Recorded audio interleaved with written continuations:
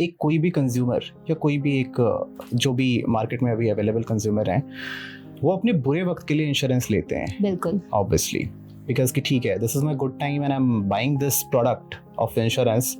कल को अगर भगवान ना करे कुछ भी मेरे साथ मिसहैपन हो रहा है in terms of I am not well, या किसी भी सिचुएशन में if I am getting admitted in hospital admit होने से पहले और हॉस्पिटल एडमिट होने के बाद दोनों टाइम पे एक बहुत बड़ा एक pressure in the mind is, पता नहीं ये इंश्योरेंस पास होगा या नहीं होगा. ये तो होता है, ये एक बहुत बड़ा प्रेशर है. इस प्रेशर में किस हद तक आपकी कंपनी कम्युनिटी को हेल्प कर रही है और रेशियो क्या है? सपोज, क्योंकि मैं जहाँ तक फील कर पा रहा हूँ, ऑल्दो इंश्योरेंस इंडस्ट्री से आप हैं, आप बहुत अच्छा गाइड कर पाएंगी. बहुत से ऐसे मैंने अपने नियर बाय में फ्रेंड्स को देखा है, फैमिलीज को फील किया है, अपने ऑफिस के एम्प्लॉयज़ को देखता हूँ मैं, हैविंग इंश्योरेंस, उनके पास इंश्योरेंस है बट स्टिल वो हॉस्पिटल जाने से पीछे रहते हैं. वो नहीं चाहते कि यार इतनी जल्दी मैं, although they are not well, वो वेल भी नहीं है बट फिर भी वो चाहते नहीं, पता नहीं सर हो या ना हो, क्लेम मिले ना मिले. तो ये एक प्रॉब्लम क्यों है? इसके पीछे का रीज़न क्या है?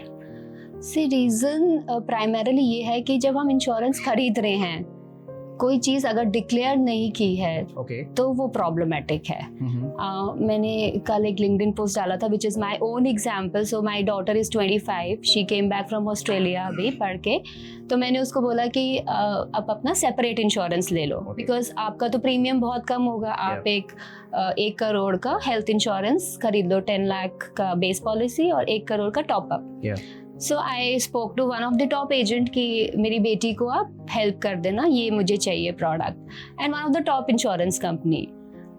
कल मैं जब इवनिंग में घर पहुंची तो मुझे पता चला कि पेमेंट लिंक आ गया, पेमेंट कर दी. तो मैंने उससे पूछा, मैंने कहा आपको पीसीओडी आपने डिक्लेयर किया? कह रहे मुझसे तो किसी ने पूछा ही नहीं. मैंने बोला ये क्या हुआ? फिर मैंने एडवाइजर को बोला, मैंने कहा पीसीओडी समथिंग सिस्ट है, भगवान ना करे कल को कुछ हो जाए, you know it can become cancerous also, then तो क्लेम नहीं मिलेगा because she has been under treatment for 4 years. अब एजेंट बोल रहा पीसीओडी क्या होता है? मैंने बोला ये सिस्ट होता है. बट वो तो छोड़ो, बट आपने प्रपोजल फॉर्म भेजा ही क्यों नहीं? So that is the kind of system that is there, that you know people are buying, awareness है नहीं. You want to buy a health insurance but आपको ये नहीं पता कि प्रपोजल फॉर्म में डिक्लेयर करना जरूरी है.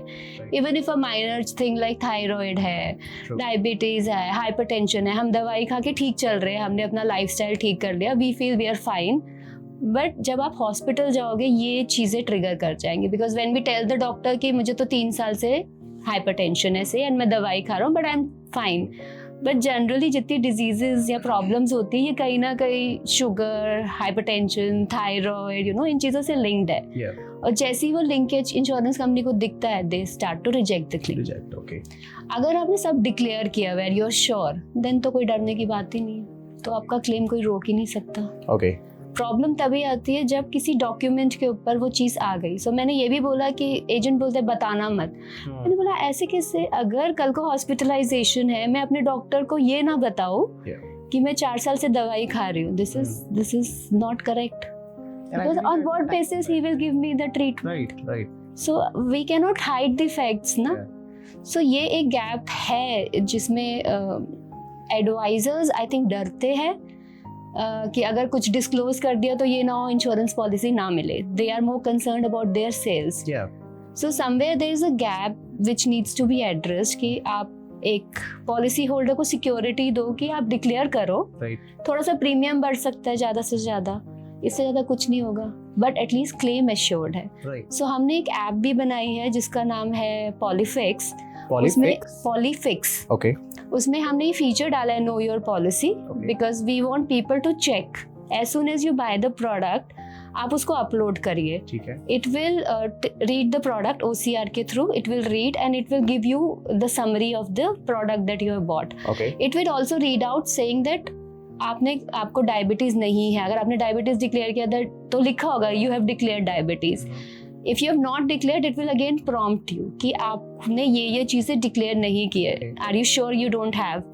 So if you say you have it, then वहीं से एक मेल बन के इंश्योरेंस कंपनी को चला जाता है that I have miss declaring, I am declaring this.